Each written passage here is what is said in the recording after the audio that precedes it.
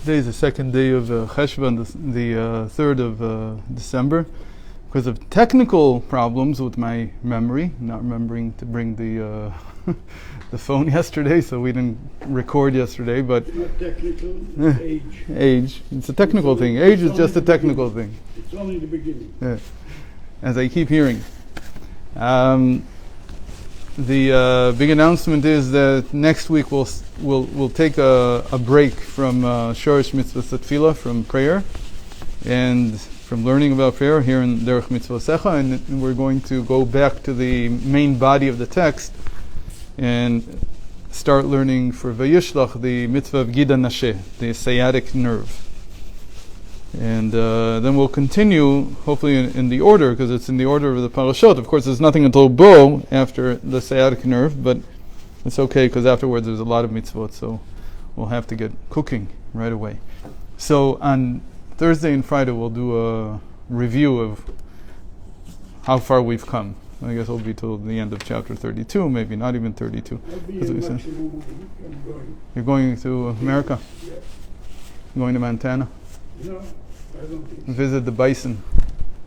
I don't have time for this. It's the last chance until spring. It's closed already. It's closed already? Yellowstone Park is closed already. Really? Yeah. Frozen over. Okay. So yesterday, we continued with this idea of the worlds and the letters, and we talked a lot about that the Arizal never got a chance to order his system, which was very, very complex, and his main disciple, Rav Chaim Vital, also wasn't able to order it because it was too complex. He didn't feel that he had been able to structure it properly, so he never even published. And then eventually, over the years, this was published. One of the things that the Arizal found before he started ordering Kabbalah, before he started his Kabbalah, was Tene. It was Ta'amim Nekudot Otiyot. We said the cantillation marks, the Nikud, the vowel signs, and the letters. And he added the Tav which means tags, tagin, or crowns on the letters, as one of the, so that he would have a 4-part system. And then he could correspond it to the worlds. What? The Aleph, Otiyot, letters. Okay, and then we said that the big deal about the ta'amim, the cantillation marks, is that they're the pleasure. The whole pleasure of life is the song. Is that you don't just say things. And this reminds us, of course, of the Alter Rebbe, the founder of Chabad, who, it says he would never speak. He never spoke normally. He would always speak in a sing-song voice, like he was learning. Ya na na na na, ya na na na na. So the story when he spoke to, he went to Finland and he spoke about Okay. it, and he sing. Yeah, To answer all the questions, he started to sing. right. So you sang them a nigun. That sometimes was even his speech. His speech was sometimes the music itself. But even when he spoke to people normally, like in a Chassidus or whatever, he would sing. He would sing. He wouldn't like speak like a regular thing. The Alter Rebbe. I once heard something very nice from Shlomo Karlebach, that Shlomo Karlebach just it's interesting to know that he had 2 Rebbes. He didn't have just one. Actually, he had 3. I saw him coming to 772 of bringing Yeah. in the 70s. Who is Rav? So there's 2 Rebbes. Right. So Rav Kotler, whose Yortzeit was yesterday. Rav who? Rav Kotler. Aaron Cutler, yeah. Aaron Kotler. His Yortzeit was yesterday. And his other Rebbe was a Rayatz. The Rebbe Rayatz. And the Rebbe was an interesting relationship. In some ways he was his Rebbe, in some ways he wasn't. And anyway, in any case, he said I once heard him in a recording. I used to live across the ditch, more than across the street. In Achalot, there was a ditch in between us, across from Witt, Yoshua Witt. I don't know if you know his. Oh, he's a street. You sure me? He's a what? Street name.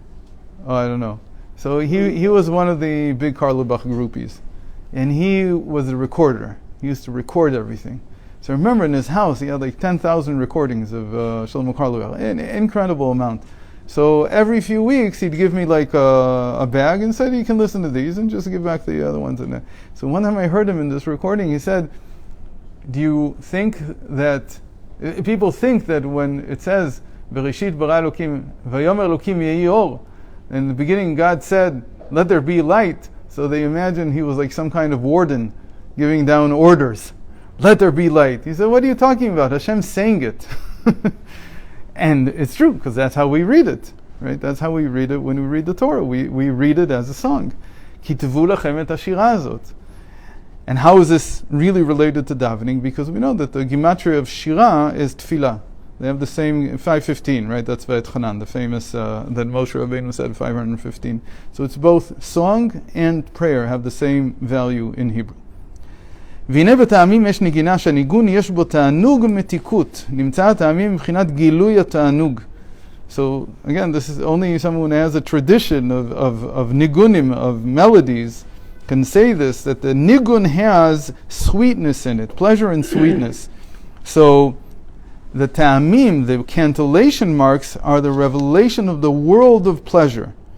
And this is obviously a very high world of pleasure. This is not carnal pleasure. This is not physical pleasure. This is very spiritual pleasure. And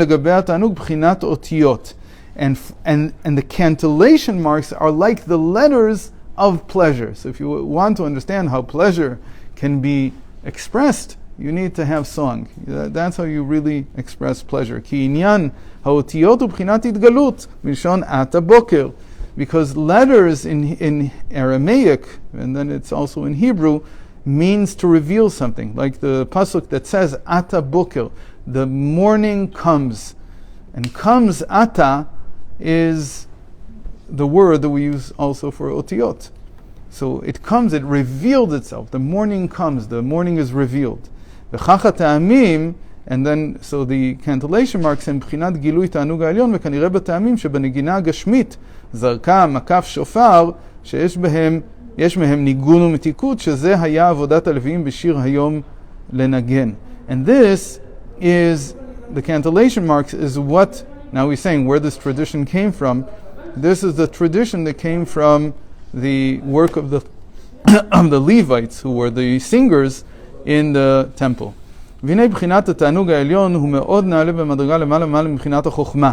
And this pleasure is much, much higher than what we usually call wisdom, because we said this is coming from the highest part of what we call the concealed wisdom. The concealed wisdom is in the crown. That's where the pleasure, the supernal pleasure, is situated. And really, it's b'chinat atik yomin. It's even the inner soul of the concealed wisdom, which is called atik yomin, which is called the highest part of the crown.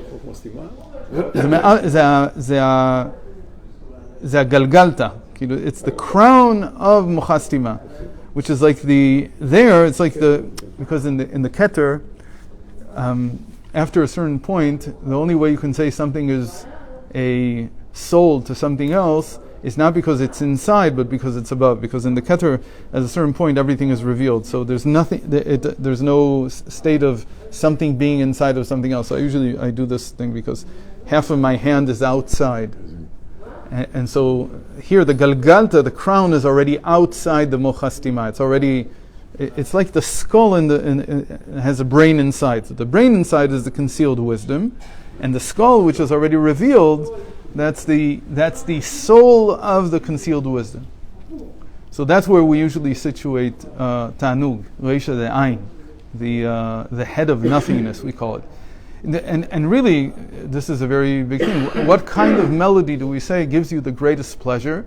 The melody that makes you forget about yourself. That's why it's called Reisha De'ain, the head of nothingness.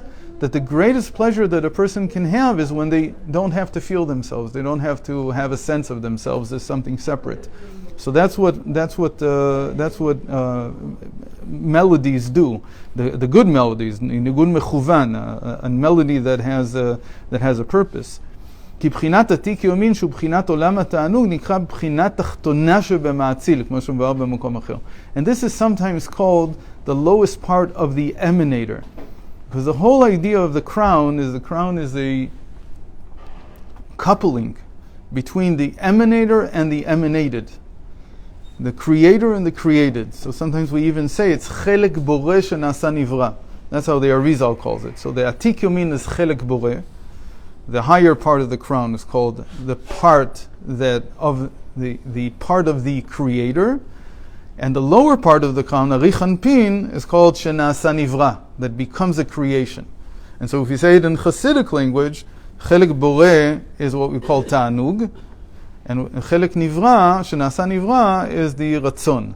Ta'anug ve'Ratzon. That's how in Chassidus it's explained usually. לכך מבחינת האותיות בלבד, דשם מקבל את החוכמה שהאותיות אינן ארוך לגבי עצמות התענוג. So, the letters, as in everywhere, the letters are always the lowest part. So, the cantillation marks are the letters of the world of pleasure. And who receives from it? The wisdom. So it's like the wisdom receives the letters of the pleasure. It doesn't receive the pleasure itself. It's like when the problem that we have to read a book. When you read a book, you're getting the letters of the person's thought. Only the letters. You're not getting the person himself. You're not getting his thought. You're certainly not getting he himself. And the whole idea of learning is that you have to see the Rav. You have to see the person that you're learning from. Like when Bnei Yisrael when the Israelites were at the giving of the Torah, so after the first two dibrot, or the first two sayings, so they said, Daber ata imanu ve'al daber itanu Elokim pen namut. They said to Moses, you speak to us, because if God continues speaking to us, we won't survive, we won't be able to. But then afterwards they said, Retzonenu lirot et malkeinu, we made a mistake. We should have said, we want to see our king. Why? What do you care? If it's just the words, if it's just the letters, so yeah, you have what he said. Here it is, black on white. He says, no, there's nothing like seeing the king himself. It's completely different. To see to see and be with him is a different experience than receiving. Right. That's the beginning of that Rashi. She'en domei riyah lishmiya. The first word. Right, I gave myself. Right, so Hashem did as good as he could, which was when he spoke, it was he himself, because obviously you can't see Hashem. But still, when he spoke, he invested the letters with himself, which a regular person finds very hard to do. Usually when we write, we can't really invest ourselves. Sometimes you find someone who's so talented that in their words you feel what they wrote, you feel they themselves. But usually it's very hard. So the wisdom is only receiving a small fraction of the pleasure. In the same way that when a person speaks or thinks, it's just a figment, not a figment, it's just a glimmer of their thought. Because thinking is not my power of thought. When I actually, let's say, I'm now thinking about what I'm reading here, so I'm very limited in what I can think about this. But if I sat down quietly without having to speak, so then I would be able to go much deeper into what this is. And there's also another side to this. The Midler Rebbe writes that a lot of times, until you express it, you can't really think it. Like you have to first. That's why he says in the middle of a shira you always get all the best ideas, and you don't have time to develop them because you're in the middle of what you prepared. You can't. In university. It probably happens all the time. Yeah. Then he gets. אתה רואה את זה אצל הרבי גם. כן. שהכניסו אליו את הטיוטה של הפברניה. הרבה דברים מושיים. Yeah, then he changes. כן. זה לא הרבה דברים. Yeah. כן. That's one of the most surprising. חסידס דיבר חסידות בכלל. אחר כך הוא הוריד גם, מה שלא הולך לפרסם. Right. He completely changes afterwards. וכמו שאין הוראה, so this we saw. וזהו שאמרו רז"ל, ביוד נברא העולם הבא. And that's why the sages said that they have this parable. They say this world was created with the letter Hey, Ataklila, the letter of utterance. So the lightest utterance that you can have is that's it. That's the Hey. So they call it Ataklila, like a very light letter. But the next world, the world to come, is created with the letter Yud. What's the difference? כי היוד הוא רק נקודה אחת, שזה מורה על צמצום הערת התענוג. ומזה שורש התהוות העולם הבא, שהוא מקום התענוג הנשמות. So he says that this world is created with utterances. And the letters of the speech are very far from the pleasure. You see how far away they are. Because there's so many levels until you actually speak. But the next world will be created from a yud. And the idea of the yud is not tzimtzum in the sense of, like we usually understand tzimtzum being a contraction, a separation, a leap. Rather, here tzimtzum is a thickening, condensation, bringing it. So the yud, okay, that's what I'm saying, is to bring rikuz, to concentration. Instead of contraction, it's a concentration. It's going, because the world to come is going to be a concentrated form of the pleasure. Everything, meaning this world is the furthest away from the pleasure there can be. You go all the way to speech. And the world to come is the pleasure itself concentrated into a little pill, the smallest pill you can make. So you can understand how powerful it is. שזה מורה על צמצום מערת התענוג מזה שורש התהוות העולם הבא שהוא מקום תענוג הנשמות. So what is he talking about here? He's talking about the world to come, not the world to come after the resurrection. He's talking about the world to come in the afterlife. After a person passes away, he receives all the pleasure. What's the pleasure? The pleasure is that he's basking in Gan Eden. He's basking in the light of the Shekhinah. שמקור ושורש העולם הבא הוא מבחינת עדן העליון, שהוא החוכמה העילה שנקרא עדן. Because the root and the source of this afterlife in Gan Eden, in paradise, is from what we call the supernal Eden, which is the supernal wisdom. And again, the supernal wisdom is right underneath the pleasure. And that's called Eden. It's just called Eden. על שם מערת העונג העליון מטעמים עליונים. This all has to do with last week's parsha, ועשה לי מטעמים כאשר אהבתי. That we say that the Yitzchak was the one who tasted the world to come. When did he taste it? When he said to Esav, make me delicacies as I love. So those delicacies, which in Hebrew are mat'amim, it's the same word as ta'amim. We said it's something that has good taste, and something that is a cantillation mark. They have the same word. So he tasted ve'eta'am ve'tevarechecha nafshi, and then I'll taste from it and I'll be able to bless you. So what am I going to bless you with? I'm going to bless you after I get this tremendous pleasure from the world to come. But it's all created from one yud. Why? Again, to concentrate it. And that's the whole idea of Anochi. It's the same idea that Hashem concentrated himself inside the letters that he spoke. And that's why wisdom is called light, because what is it doing? It's revealing the ta'anug. It's revealing a little bit, a glimmer of the pleasure. But this pleasure is infinite, so it's only called the light. It's not the ma'or. It's not the source itself. Wisdom can't give you the source itself. Why does he want to tell us all this? What's this all good for? Yeah. What do we get from this? Is this a rhetorical question, or no? It's a real really question. asking? Why do we care? How's this helping us understand anything? Why he suddenly turned here to Tanta? Why? So theoretically, because he wants to tell us, like if I look backwards, he wants to tell us that the letters that we pronounce are very, very far and removed and detached from what we mean. That's basically what he wants to say. So he wants to say also about wisdom, that even the wisdom is far and removed and detached.